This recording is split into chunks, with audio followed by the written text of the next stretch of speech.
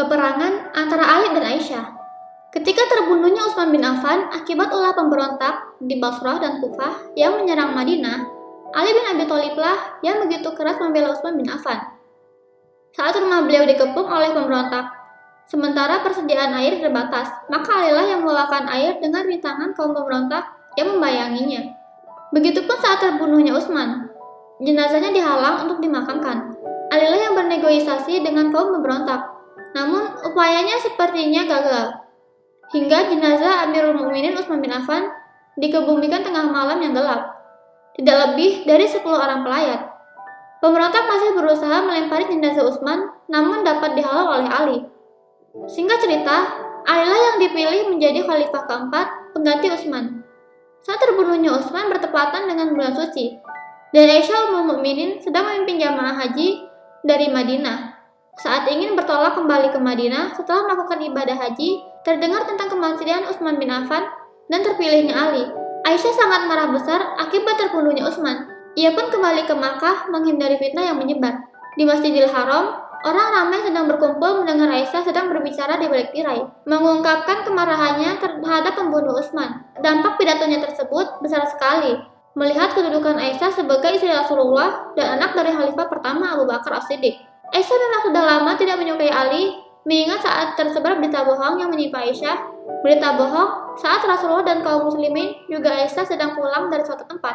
Tiba-tiba Aisyah tertinggal karena ketiduran, dan prajurit-prajurit yang ditugaskan membawa Aisyah lupa mengecek bahwa di dalam kencana tersebut tidak ada Aisyah, hingga seorang kafilah menemukannya sedang tertidur dan membawanya dengan memberikannya unta, sedang kafilah tersebut berjalan kaki. Mereka berdua tiba di Madinah. Berita bohong pun muncul, menuding Aisyah bersama lelaki bukan mahramnya. Dan Ali dengan tegas berkata pada Rasulullah di depan Aisyah saat kembali ke Madinah berkata, masih banyak perempuan lain yang lebih baik. Hingga Aisyah sangat terpukul mendengar kata-kata Ali dan datanglah wahyu yang membebaskan Aisyah dari fitnah tersebut. Selain karena berita bohong, Aisyah juga tidak menyukai Ali menikah dengan Asma al-Hasyamiyah, yaitu istri Abu Bakar setelah Abu Bakar wafat, juga ibu Muhammad bin Abu Bakar. Saat itu pembunuh Utsman masih simpang siur siapa pelakunya. Hingga kini pun masih ada versi cerita yang berbeda. Aisyah pun berangkat menuju Basrah atas usul Tolha dan Jubair. Berserta rombongan, Aisyah menuju Basrah. Pada mulanya, Aisyah menolak untuk berperang. Tapi mereka mengatakan Aisyah menuju Basrah untuk mengajak orang-orang penuntut pembunuh Utsman sedikit ganjil. Bukankah pemberontak yang membunuh Utsman datangnya dari Basrah dan Kufah? Tapi kita lihat cerita selanjutnya.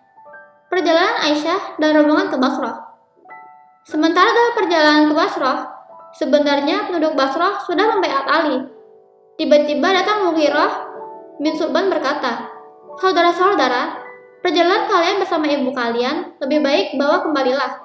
Kalau kalian marah kepada Utsman, pemimpin-pemimpin kalian yang membunuh Utsman. Kalau kalian merasa ada hal yang kalian benci kepada Ali, jelaskan apa yang membuat kalian membencinya. Demi Allah, saya bersumpah dalam 1 tahun ini ada 2 fitnah besar.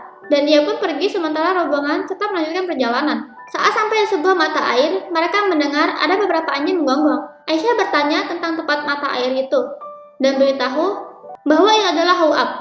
Aisyah terkejut, kaget, tersentak gelisah.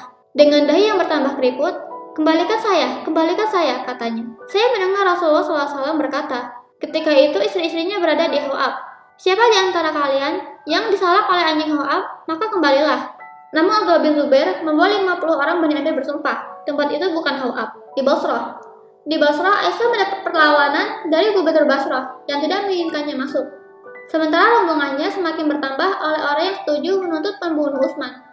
Adu mulut terjadi antara pihak gubernur dan pihak Aisyah yang diwakili Tolha dan Zubair. 2 orang ini telah membaiat Ali terlebih dahulu, namun berbalik menentangnya. Di Irak, Ali mendapat perlawanan dari Muawiyah, gubernur Syam, yang tidak mau membaiatnya dengan alasan sebelum menangkap membunuh Utsman, ia Muawiyah tak akan membaiatnya. Namun di Basrah, perang saudara hampir meledak, maka Ali menunda berangkat menuju Muawiyah di Syam, Suriah, dan pergi ke Basrah. Sebelum sampai di Basrah, saat Aisyah Ummul Mukminin sedang berpidato, meledaklah perang yang bermula dari perang mulut antara kubu Aisyah dengan kubu Basrah yang menuju perang fisik. Inilah kengerian pertumpahan darah antara sesama muslim. Hingga kubu Aisyah akhirnya diperbolehkan tinggal di Basrah dan keadaan kembali stabil. Namun gencatan senjata tidak berlangsung lama. Sebelum datangnya Ali bin Abi Thalib, tiba-tiba datang suara tidak jelas dari mana sumbernya berkata, "Kalau kita menunggu sampai Ali datang, ia akan menghukum kita." Pertempuran pun tak dapat direlakan, dan makin banyak korban, kedua belah pihak yang berjatuhan. Gubernur Basrah terdesak dan tertangkap. Hakim bin Jabalah dan pengikut-pengikutnya terbunuh, dan akhirnya Basrah dikuasai kubu Aisyah. Dan Ali pun segera menuju Basrah dengan banyak pasukan untuk menenangkan penduduk Basrah dan berdamai dengan Aisyah. Ali berkata kepada pengikutnya bahwa di sini kita tidak boleh berperang. Jika merasa tidak mau mengikuti kita, maka sebaiknya kita pulang agar tak terjadi pertumpahan darah. Insiden Tawaqat al-Jamal. Sesampai di Basrah, Ali meyakini Tolha dan Zubair dengan berkata, "Bukankah kalian sudah membaiat saya? Kami membaiat Anda terpaksa. Untuk itu, Anda tidak berhak atas kami." Ali seperti tak sadar diri mendengar perkataan mereka. Dan Ali tetap sabar dan berkata, "Bukankah saya saudara kalian seagama? Darah saya haram bagi kalian, dan darah kalian haram bagi saya. Adakah hal lain yang membuat darahku menjadi halal?" Yang sedang menantikan darah Utsman, kata Tolha. Mendengar itu, Ali tertutup, hatinya pilu dan sangat sedih. Di luar dugaan, inikah Tolha yang sebenarnya? Orang yang begitu keras menentang Utsman, dia yang keras mengerahkan orang membunuh Utsman, sekarang dia membela mati-matian dengan segala cara. Ali tetap sabar meskipun di hatinya telah mengalir begitu deras, sedih, dan terpukul. Namun ia tetap berusaha menyadarkan mereka. Ia pun berkata pada Zubair, "Ingatkah Anda ketika Rasulullah berkata kepada Anda bahwa engkau akan memerangi aku dengan cara yang tidak adil terhadap aku?" Mendengar hadis tersebut, Zubair tersentak kaget dan haru. Tampak matanya berkaca-kaca menahan sedih dan penyesalan yang telah diperbuat. Bagaimana mungkin ia harus memerangi Ali yang telah tua renta dan menjadi kesayangan Rasulullah? Zubair pun menemui Aisyah dan berkata, "Siapa kelompok yang zalim itu?" Hati Zubair masih bergetar mengingat hadis Rasulullah yang diucapkan Ali tadi, dan berkata pada Aisyah bahwa ia ingin menjauhkan diri, tapi nasibnya memang menyedihkan. Tak lama setelah penyesalan, ia terbunuh di Wadi Saba tanpa diketahui siapa pembunuhnya. Ali mendatangi tempat terbunuhnya Zubair dengan air mata kesedihan yang mendalam, mengambil pedang Zubair dan berkata, "Pedang yang selalu menjauhkan bencana dari Rasulullah." Setelah itu, perang pun pecah, yang tidak lain Tolha mengerahkan pasukan dan terus-menerus melawan pasukan Ali. Wajah Tolha terluka, terkena bidikan panah Marwan bin Hakam, teman seperjuangannya dulu yang kini menjadi musuhnya. Tolha pun terbunuh. Setelah dihujani panah, waktu meninggalkan medan pertempuran. Ali berusaha menolongnya namun gagal. Saat pengikut Aisyah sudah meletakkan senjata, Ali berkata, "Jangan membidik panah, jangan menyerang," hingga pasukan Ali bertahan. Namun terus dihujani panah pasukan Aisyah. 1, 2, hingga 3 pasukan Ali roboh terkena panah. Ali memanggil anak muda, menyuruh mengangkat mushaf Quran pertanda berhentinya peperangan. Namun sayang, anak muda yang mengangkat mushaf Quran itu pun dipanah hingga tewas. Melihat kondisi demikian, Muhammad bin Abu Bakar menyuruh Amirul Mukminin untuk balas menyerang karena tak sanggup lagi menghalau panah dari lawan. Ali dengan pasrah menyerahkan panci pada anaknya.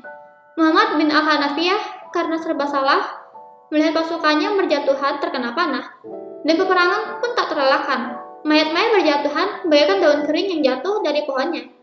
Darah bersimbah di tanah bagaikan hujan mengalir, hingga pasukan Aisyah berhasil dikalahkan dan Ali segera menghentikan peperangan.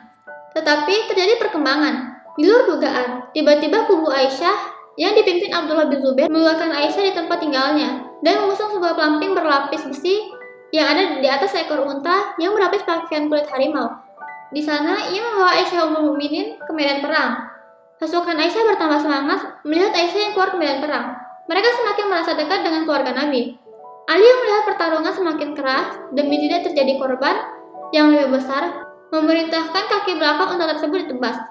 Namun hati-hati, jangan sampai mencelakai Aisyah. Dan perintah pun dilaksanakan. Maka unta tersebut roboh di tengah medan perang. Dengan berhati-hati, Muhammad bin Abu Bakar dan Ammar bin Yasir membawa pelangkin yang memuat Aisyah ke tepi. Setelah itu, Ali datang memberi salam pada Aisyah dengan menahan marahnya dan berbicara sebentar mendoakan ampunan untuk Aisyah. Yang dijawab oleh Aisyah dengan mendoakan Ali. Dengan penuh rasa hormat, Aisyah dikeluarkan dari dalam pelangkin dan diutuslah Muhammad bin Abu Bakar untuk membawa kakaknya tersebut, Aisyah, ke salah satu rumah di Basrah sebelum kembali ke Madinah hingga pertempuran selesai. Perang itu sendiri dimenangkan oleh Ali bin Abi Thalib. Ali beserta pengikutnya kemudian mengurus para korban, menyolati dan menguburkannya. Ketika itu, Aisyah segera turun dari pelana unta setelah perang selesai. Ia pun dibuatkan tenda di sekitar tempat peperangan. Usai tinggal di Basrah selama beberapa hari, Ali memulangkan Aisyah ke Madinah dengan penuh penghormatan. Perang Jamal yang terjadi membuka mata Aisyah karena banyak provokator yang sengaja menyelundup baik ke pihak Ali maupun Aisyah hingga perang tak terelakkan. Sejak kejadian tersebut, Aisyah menghabiskan umurnya untuk beribadah dan mengajarkan hadis kepada para penuntut ilmu di Madinah. Ia menjauhkan diri dari hiruk-pikuk percaturan politik yang telah bergejolak sampai akhir hayat. Ia juga banyak merenung dan menyesali perbuatannya karena ikut terlibat dalam peperangan. Adapun dampak dari perang Jamal, yaitu banyaknya korban syahid yang menjatuhan dan kerugian material lainnya. Padahal seharusnya perang ini dapat dihindari. Tetapi karena adanya provokasi, perang Jamal terjadi. Sungguh, sejarah yang sangat memilukan melihat keluarga Rasulullah berperang. Keterlibatan Aisyah dan Ali dalam peristiwa tersebut membawa malapetaka bagi umat. Namun terkadang, perdamaian terjadi setelah melalui peperangan. Di sini, kita harus mengambil hikmah dari peristiwa di atas. Kini Ali merasa sedikit tenang, namun tugas terberatnya pada pembangkangan Muawiyah baru menjadi permulaan. Pertarungan dengan Muawiyah yang berujung tahkim, perundingan, dan berakhir dengan kekalahan Ali. Dan tamatlah lewat Khulafaur Rasyidin akan terjadi, hingga muncullah Syiah dan Khawarij. Wallahu a'lam.